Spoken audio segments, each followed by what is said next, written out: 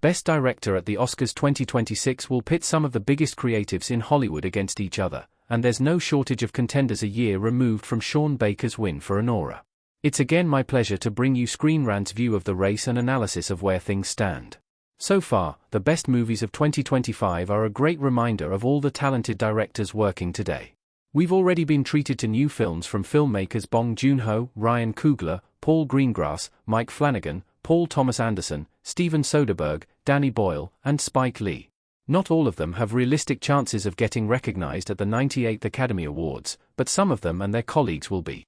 There are multiple previous Best Director winners in contention again, including 2 of the 3 women Best Director Oscar winners. This sets up an exciting race ahead of nomination morning on January 22, 2026. This is how I see things at this point, but keep checking back, as I will be updating this as the Oscars season continues to unfold. Commentary and predictions updated on October 29. The Best Director nomination frontrunners. Currently, the Best Director race has a few names who appear firmly etched into contention. Factoring in how films have fared in theaters or at festivals, an individual's Oscar history, and more, here is my current Oscars 2026 Best Director nominations prediction, predicting that Paul Thomas Anderson will get an Oscar nomination for his direction of One Battle After Another feels like a foregone conclusion at this point. The response to the movie has been euphoric, and the masterful work bringing his vision to life is a big reason why. It helps that PTA has a great history with the Academy too. He has 3 Best Director nominations overall, including getting them for his last 2 movies, Phantom Thread and Licorice Pizza. His lack of Oscar success, though, lingers over this race. That could make him more vulnerable than most suggest right now. Chloe Zhao, on the other hand, is already a Best Director Oscar winner. She won for Nomadland, which also won Best Picture. This gives her a certain amount of prestige with Academy voters. There doesn't seem to be a world where she's not nominated, at the very least. The rave reviews for Hamnet out of Telluride and TIFF heaped praise on the director's work. This includes Screen Rant's Rachel Labonte saying, Zhao has achieved pure magic in her 10/10 Hamnet review. Hollywood at large should continue celebrating her achievement. And so far, they are. The Gotham Award nominations included Zhao and Anderson as Best Director nominees. With the Gotham's ability to help shape the race to come, their nominations help eliminate any doubt that they could be overlooked by Academy voters. That also gives more support to Jafar Panahi. The director of it was just an accident. He was another Gotham nominee. The movie is going to contend for Best International Feature Film as France's selection.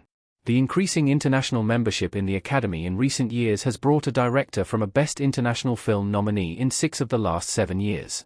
If that is going to happen again in 2026, Panahi is as strong a bet as any. It Was Just an Accident was met with great acclaim after debuting at Cannes, winning the Palme d'Or.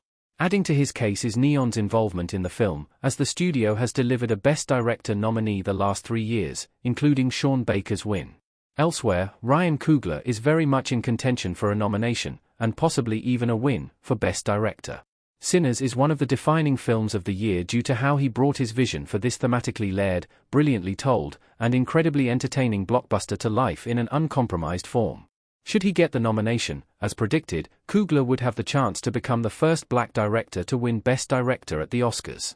He'd also be just the 7th black filmmaker to get a nomination in the first place, highlighting once again just how often the Academy has overlooked people of color in its nearly 100-year history. The newest name on this prediction list is Josh Safdie, the half of the Safdie brothers duo that made Marty Supreme. While his sibling has more prestige from a precursor perspective, the response to Marty Supreme out of the New York Film Festival gave Josh more momentum. Notably, he was not eligible for a Gotham nomination due to the film not being finished in time for consideration. As more people start to see the film, it will be fascinating to see if Safdie's position will move higher. He is A24's best chance at a nomination in the category. A director of an A24 movie has been nominated in Best Director the last 3 years: The Daniels, Everything Everywhere All at Once, Jonathan Glazer, The Zone of Interest, and Brady Corbett, The Brutalist. Directors still in the mix.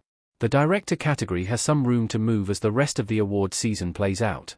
The filmmakers attached to the Oscars 2026 Best Picture nominees will get a boost, but there's also plenty of big-name talent ready to gain a nomination on the strength of their work alone.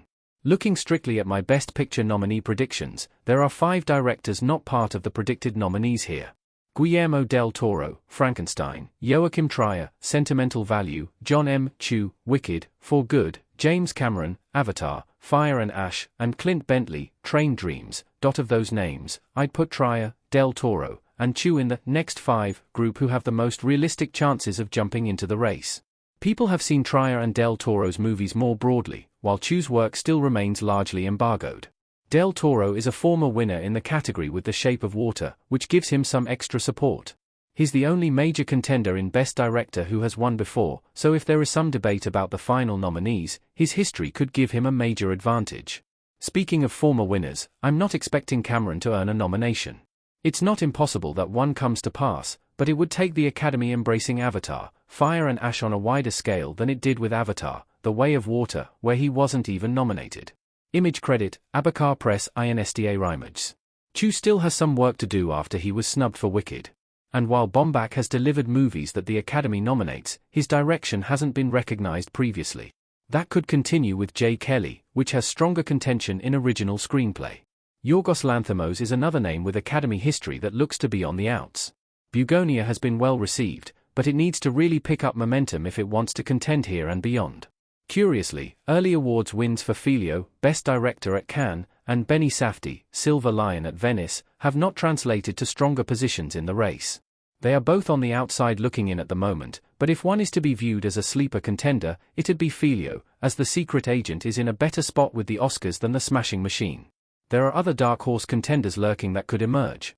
Clint Bentley, Train Dreams, Mona Fastvold, The Testament of An Lee, Park Chan-wook, No Other Choice, Craig Brewer, Song Sung Blue, and Mary Bronstein, If I Had Legs, I'd Kick You, all just need some recognition to bolster their cases, as Bronstein got with her Gotham nomination.